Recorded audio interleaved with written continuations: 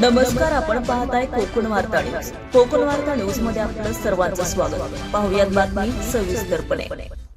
मुंबईवरून गोवा दिशेने जात असलेल्या चारचाकी कार क्रमांक GA06K0618 गाडीवरील चालकाचा नियंत्रण सुटल्याने रस्त्यावरील लाईट खांबावर आढळून 4 प्रवासी जखमी झाले असून सदर घटनेची माहिती मिळताच भरणे नाका ब्रिज खाली केला असून उभी असलेली जगद्गुरू रामानंदाचार्यजी नरेंद्राचार्यजी संस्थान नाणीसधाम 24 तास अपघात मदतीसाठी सेवेस असलेली विनामूल्य रुग्णवाहिका तात्काळ घटनास्थळी पोहोचली आणि कळशेडी ट्रॅफिक पोलीस देखील दाखल झालं.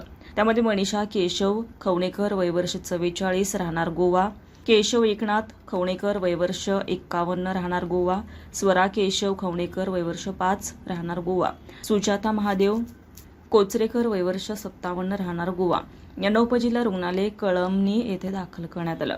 रुग्णवाहिका चालक सूरज हंबीर हे देखील उपस्थित होते.